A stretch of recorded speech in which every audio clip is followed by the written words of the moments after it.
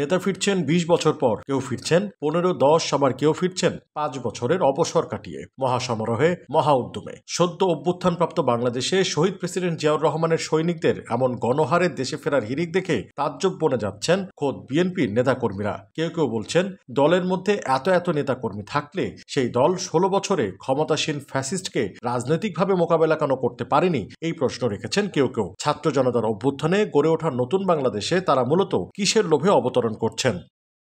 যদিও বিশ্লেষকরা বলছে, রাজনৈতিক পট পরিবর্তনের ফলে বিএনপির নেতৃবৃন্দের জন্য রাজনীতির মাঠে ফেরা সহজ হয়েছে। দেশের বাইরে থেকে যারা অর্থকড়ির পর্যাপ্ত বন্দোবস্ত করেছেন, তাদের মধ্যে বেশিরভাগ নেতৃবৃন্দের মনে আগামী সংসদ নির্বাচনে সাংসদ হওয়ার স্বপ্ন লালিত হচ্ছে প্রকটভাবে। ফলে বলা বাহুল্য যে এবার নমিনেশন কেনার হিড়িক পড়বে বিএনপির নেতৃবৃন্দের মধ্যে। যারা ফিরছেন তারা তো ইতিমধ্যেই জনসংযোগ চালাচ্ছেন বটে, সেই সাথে যারা পৌঁছাতে পারেননি তারাও সামাজিক মাধ্যমে নিয়মিত লাইভে আসার পাশাপাশি জোরদার গণসংযোগ চালাচ্ছেন ভার্চুয়াল জগতে।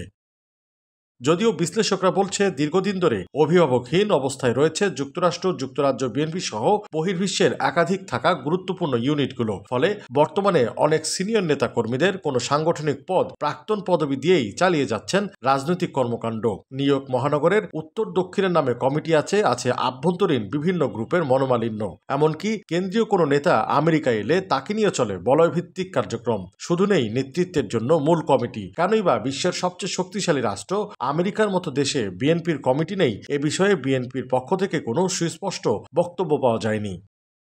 তবে বিভিন্ন সূত্রে জানা গেছে, যুক্তরাষ্ট্রে বিএনপির অনেক নেতাই নির্বাচনে অংশ নিতে ইচ্ছুক।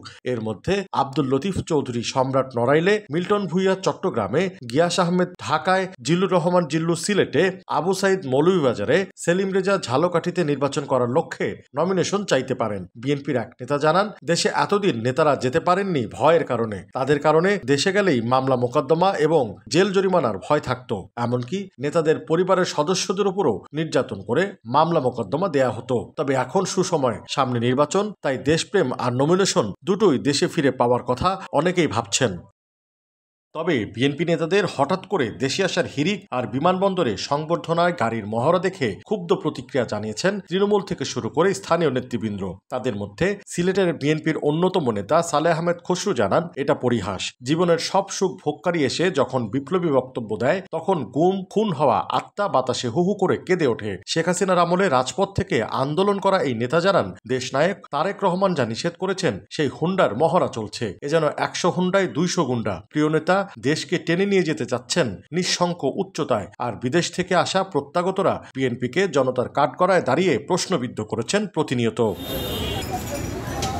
টেক্সট রিপোর্ট, বার্তা বাজার।